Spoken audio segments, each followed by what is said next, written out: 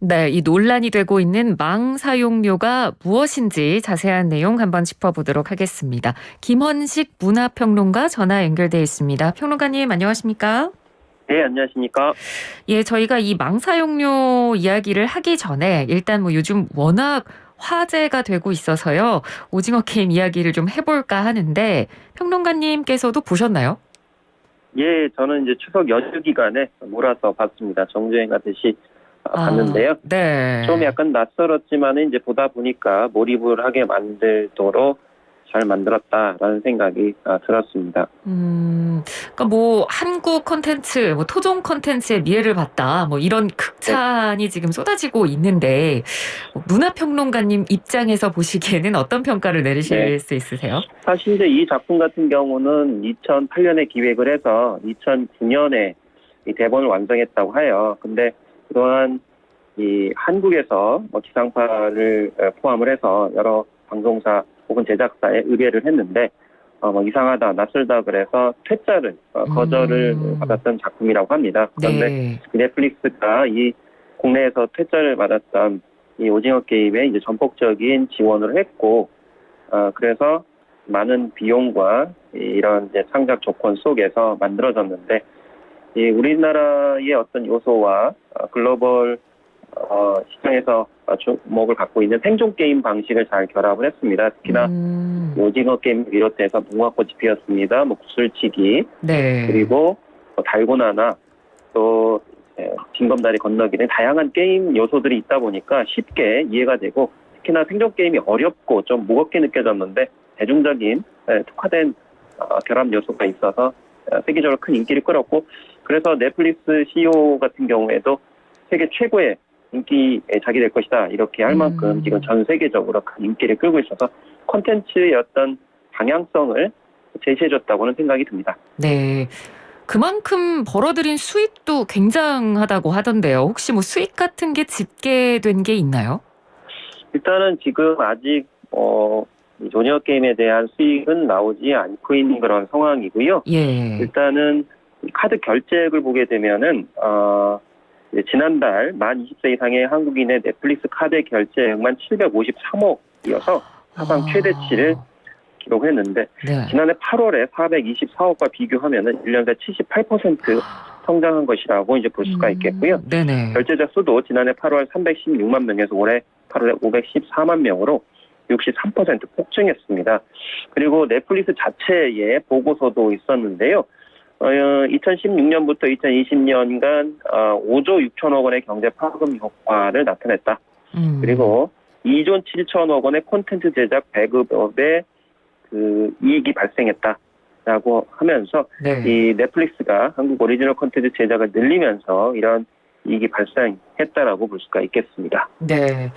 그러니까 뭐 워낙 뭐 성장세를 타고 있긴 했습니다만 이제 코로나19 시대랑 맞물리면서 그야말로 이제 폭발적으로 넷플릭스가 더 성장했다고 볼 수 있을 것 같은데 네, 문제가 되고 있는 부분은 뭐 이건 것 같아요. 그러니까 성장 규모와 어떻게 보면 좀 상반되는 행보를 네, 보이고 있다. 그러면서 이제 망 사용료 문제가 다시 한번 이제 논란이 된 건데 네, 이게 뭐 최근의 일은 아니고 예전부터 있었던 일이죠. 네. 네.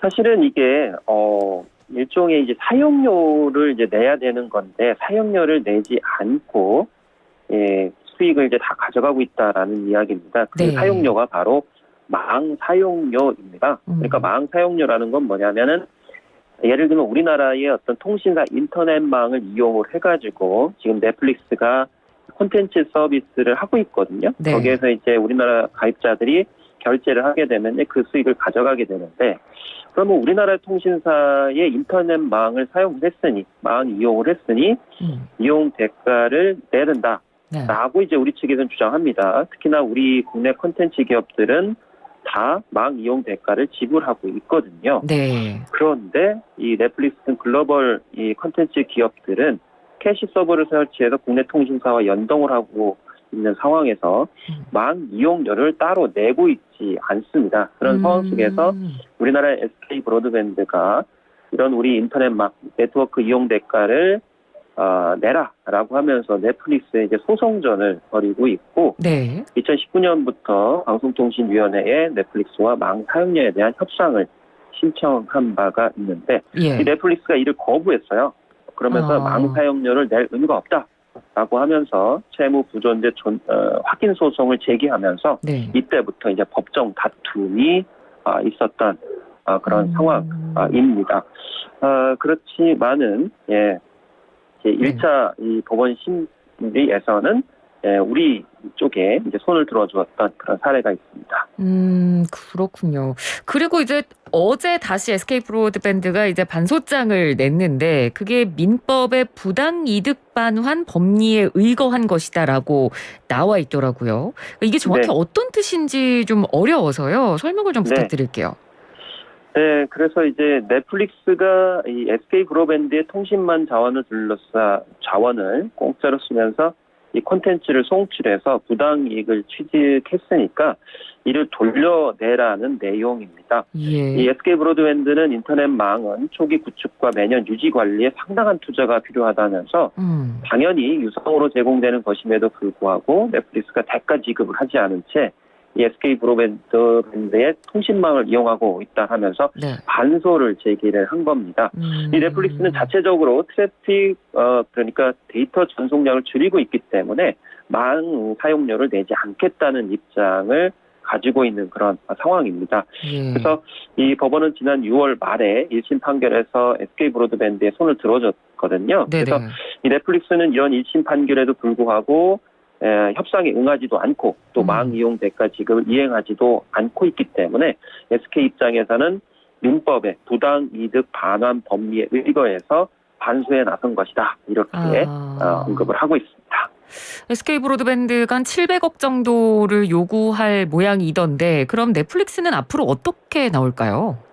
일단은 SK 브로드밴드 측은 지난해에만 272억 원 정도를 내야 하는 것이고 그동안 2018년 6월부터 이제 한 700억 원 정도 최대 1,000억 원 정도를 내야 된다 이렇게 주장을 하고 있습니다. 예. 특히나 최근에 트래픽이 급증 그러니까 아까 말씀하셨듯이 굉장히 지금 넷플릭스가 많은 수익을 가져가고 있는데 더 많은 수익을 가져가니까 당연히 망 이용료를 더 많이 내야 되겠죠. 그런데 한 푼도 이제 안 내고 있는 그런 상황이라는 겁니다.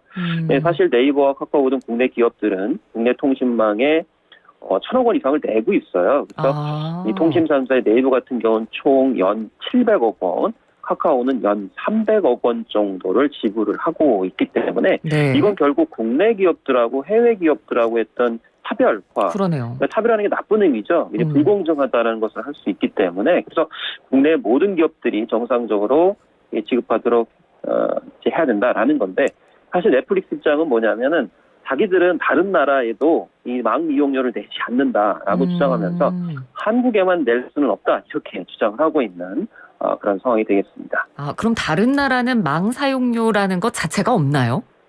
그런 거에 대한 인식이 상대적으로 이제 적기 때문인데요.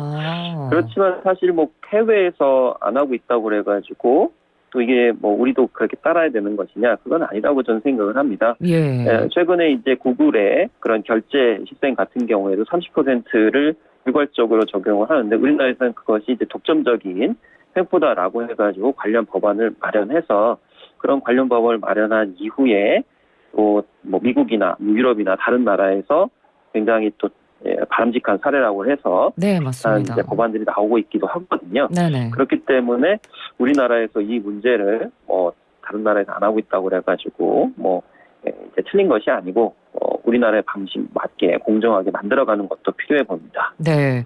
그렇기 때문에 이제 사실상 국감에서도 SK 브로드밴드 쪽에 손을 들어주는 분위기 쪽으로 흘러가고 있는 것 같은데 넷플릭스 코리아 쪽에서는 그러면 증인 출석하나요? 네, 넷플릭스는 이번 국감에 일반 증인으로 출석을 합니다. 그래서 1심 판결 아까 말씀해 드려서 넷플릭스는 이제 국내에서는 지금 수세에 몰린 상황이거든요. 네. 그래서 국정감사의 정치권에서 문제 제기를 적극적으로 할 것으로 이렇게 예측이 되고 있는데 그런데 이제 최근에 아까 이제 보고서도 말씀을 드렸지만은 보고서를 선제적으로 발표를 했어요. 네. 그러면서 이제 넷플릭스가 얼마나 일자리 창출 등 경제적 효과를 많이 마련해주고 있는지를 이제 어필을 하고 있는 건데 이렇게 한 이유는 아마 국감에 서기 전에 일방적인 행사를 통한 보고서 발표를 토로해서 국회에 대한 압박이 아니겠는가 이렇게 분석들이 나오고 있는데 다만 국감에서 매년 벌어지는 그냥 호통치고 보여주기 식이었던 꾸지람 이것이 과연 넷플릭스를 변화하게 만들 수 있을지 이런 점에서는 좀 국회의원들에 대한 근본적인 대책이 좀 필요해 보이고요. 네. 또 사실 이제 무임승차 문제만이 아니에요. 이제 국감에서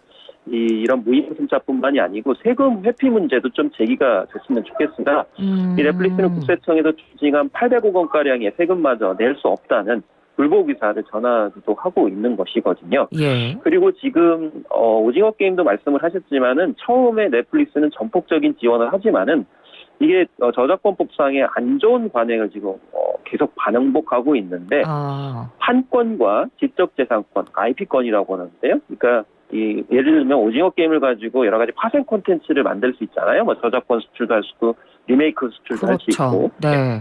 그러니까 일종의 해외 유통권까지 다 포함한데 이거를 다 넷플릭스가 다 가지고 있습니다. 그러니까 오징어 게임이나 스니어 같은 한국 콘텐츠가 아무리 세계적으로 흥행한다 하더라도 일종의 러닝 개런티도 가져갈 수가 없는 국내 제작사 현실이거든요. 그렇기 때문에 자칫 잘못하면은 넷플릭스가 이제 굉장히 뭐 홍보도 자기들이 하고 있지만은 우리 제작사가 하청 기지로 전락할 수 있다는 우려가 바로 이런 저작권료 관련돼 가지고 넷플릭스가 다 가져가기 때문입니다. 네. 그래서 넷플릭스가 이렇게 저작권도 다 가져가고 세금도 안 내고 망 사용료도 안 내면 사실은 겉으로는 굉장히 우리가 이제 기회를 잡은 것 같지만 실제적인 이익은 소위 말해서 재주는 곰이 넘고 수익은 다 왕서방 넷플릭스라고 하는 그런 온라인 동영상 플랫폼 해외 업체들이 가져갈 수가 있다. 그래서 이런 점들을 종합적으로 이 국감장에서 좀 제기가 돼야 되는 게 아닌가 이런 지적들이 나오고 있는 것입니다. 네, 그러니까 저희가 뭐 망 사용료 이야기를 오늘 중점적으로 하긴 했습니다만 사실 이것뿐만 아니라 지금 넷플릭스가 가지고 있는 문제점들이 생각보다 많네요. 생각보다 이제 많이 있습니다. 예. 이제 우리가 이제 그런 점에서 좀 목소리를 낼 수 없었던 요인 중에 하나가 뭐냐면은 우리 콘텐츠를 수출할 수 있는 유통 구조가 우리 자체적으로 없거든요. 뭐 예를 들면 드라마 같은 경우에도 우리나라에서 아무리 인기가 있어도 미국이나 유럽에 진출하려면은 그 방송사를 일일이 다 찾아다녀야 맞습니다. 되고, 예. 뭐 가능하면 뭐 어떤 그 콘텐츠 세일즈 행사에 나가서 뭐 홍보하는 수준밖에 없는데 그러다 보면 뭐 2, 3년, 뭐 4, 5년 흘러가다 보면은 트렌드도 뒤처지고 뭐 추출한다 하더라도 별다른 호응을 갖지 못하거든요. 그래서 다만 이런 온라인 동영상 플랫폼의 그런 이제 현상은 우리한테 기회가 될 수 있죠. 왜냐하면 우리 제작사나 배우들이 동시에 190여 개국에 이제 공개가 되기 때문에 기회가 되는데 처음에는 좀 이렇게 참았지만 이제 갈수록 이런 독점적 지위의 온라인 동영상 플랫폼 OTT에 이제 횡포가 잠재되어 있기 때문에 이런 점을 이제 점차 이제 문제 제기를 해야 될 시점이 됐습니다. 더구나 지금 블룸버그도 이제 지금 지적을 했지만 지금 할리우드보다도 훨씬 더 좋은 가성비 좋은 콘텐츠를 만드는 한국의 제작사다. 이거는 이제 승리호가 성공을 했을 때도 마찬가지 지적을 했거든요. 그래서 이제 디즈니 플러스도 오고 애플 OTT 오게 되면은 우리의 어떤 위상이라든지가 어느 정도 확보가 됐기 때문에 이런 점들에서 좀 당당하게 문제 제기를 하는 것이 필요하지 않나 싶습니다. 예. 그러니까 단순히 우리가 뭐 DP도 그렇고 오징어 게임까지 뭐 우리나라 한국의 컨텐츠 영향력이 좋아졌다. 한국의 컨텐츠의 어떤 미래를 봤다. 이런 식으로 장밋빛 미래를 그리는 것도 물론 의미가 있겠습니다만 그 뒤에 숨겨져 있는 어떤 이런 부작용이라든지 앞으로 우리가 나아갈 가능성에 대비해서 좀 더 이런 부분에 있어서 촘촘한 제도 마련이 필요하다는 점을 저희가 필요성을 반드시 좀 확인해야 될 시점이 왔네요. 그리고 이제 국내 OTT도 해야 될 일이 있는데요. 분명 지금 넷플릭스의 어떤 그 규모라든지 가입자 수를 보게 되면 우리나라 토종 OTT가 모두 합쳐도 이 넷플릭스에 이제 대응할 수 없는 측면이 있긴 있습니다. 그렇지만은 지금 현재 아까 말씀드렸던 것처럼 넷플릭스 같은 경우는 저작권이나 이런 문제들에 있어서 굉장히 가혹한 조건을 내세우기 있기 때문에 국내 OTT들은 오히려 이런 가혹한 저작권 문제들을 충분히 이 국내 업체 제작사한테 돌려줄 수 있거든요. 영화에서는 이미 뭐 제작 분배들 특히 러닝 개런티 같은 경우 수익 부분 오히려 잘 하고 있어요. 그렇기 때문에 오히려 국내 토종업체들이 이런 저작권 문제나 이제 창작 환경들을 국내 창작 기업들에게 해주면서 좀 오리지널 콘텐츠를 확보하게 되면은 오히려 이제 넷플릭스가 큰 소리 칠 수 없는 상황이 될 수 있다. 어쨌든 우리 콘텐츠를 이제 잘 만드는 거 이게 이제 제일 중요하다. 이 바탕 위에서 망 사용료라든지 뭐 이제 여러 가지 저작권 문제라든지 이런 것들을 종합적으로 같이 접근하는 것이 일단 필요해 보이고 네. 어쨌든 법원이나 이제 특히 그 국회에서도 이 망 사용료에 대해서 넷플릭스를 압박하고 관련 법을 세계 최초라도 이렇게 만들어가는 것이 필요할 만큼 우리나라가 좀 앞서가고 있기 때문에 겪는 현상이 아닌가 이렇게 생각을 또 해봅니다. 네. 그 앞서 평론가님도 잠깐 얘기를 해주셨습니다만 그 넷플릭스가 이러한 상황에 대응하는 방식을 저희가 또 한번 보게 되는데 그 뭐 네. 보고서도 내고 뭐 온라인 기자간담회 같은 거 진행하면서 넷플릭스가 한국 경제에 얼마나 긍정적인 영향을 끼치고 있는지 또 이 부분을 굉장히 어필을 하고 있더라고요. 이런 네. 대응 방식은 어떻게 봐야 될까요? 일단은 그래서 넷플릭스가 뭐 일자리 창출 같은 경우에도 뭐 16,000여 명 정도 일자리 창출을 했다 이런 얘기들을 이제 하거든요. 네. 그런데 전반적으로는 그 우리가 이제 또 이런 일종의 언론 플레이를 한 건데 그 언론 플레이에 맞서서 이제 전략을 또 짜야 되는 것이죠. 그래서 실제적으로 그 일자리 창출이나 경제적 효과의 대부분이 누구에게 가느냐라고 하면 한국인들한테 가지 않는다라는 점을 우리는 적극적으로 어필할 필요가 있겠습니다. 그래서 앞서서 이 저작권 문제나 이런 것도 말씀드린 거고요. 앞으로 이제 언론에서도 뭐 DP나 스윗홈이나 승리호 그리고 이번에 오징어 게임까지 이런 이제 국회의원들이 할 일인데 수익을 얼마나 정확히 냈고 그것이 수익 배분이 과연 우리 제작사나 뭐 통신사에 얼마나 갔는지를 좀 자료 요청을 해가지고 공개할 필요성이 있습니다. 그랬을 때 넷플릭스가 잘 되는 것이 과연 한국한테 잘 되는 거냐 이런 걸 좀 맞대응해가지고 적극적으로 어필을 하면서 압박하는 그런 모습들도 필요해 보이지 않나 싶습니다. 네.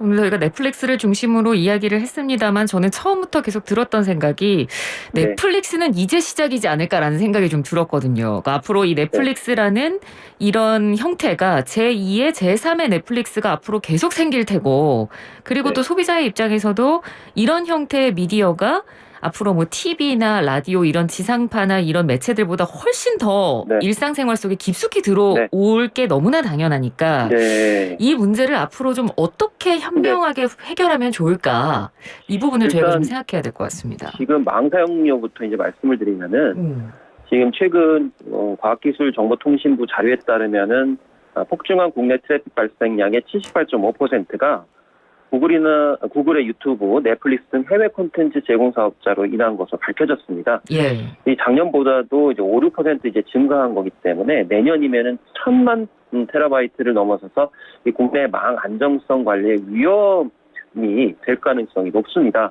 이건 이제 국민들도 좀 많이 인식을 해야 되는 것이죠. 이게 자칫하면은 망 자체가 불안정하기 때문에 특히 위기 상황 속에서 우리가 인터넷을 잘 사용할 수 없는 그런 측면이 될 수가 있어요. 그러면 국민이나 우리 사회 전반적으로 위기에 빠뜨릴 수 있는 부분이기 때문에 이 돈을 낸다는 부분은 수익의 문제가 아니고 망을 안정적으로 유지할 수 있다는 것을 뜻합니다.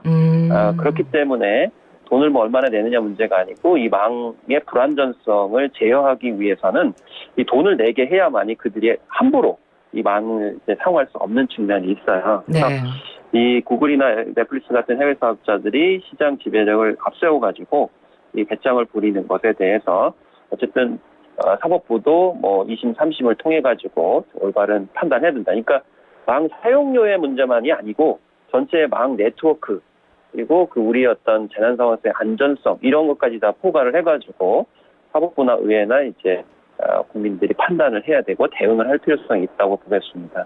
그러니까 단순히 돈의 논리가 아니라 책임을 지운다는 의미로 저희가 생각하면 될 것 같습니다. 그렇습니다. 네, 알겠습니다. 오늘 말씀 여기까지 듣겠습니다. 고맙습니다. 네, 감사합니다. 네, 지금까지 김원식 문화평론가였습니다.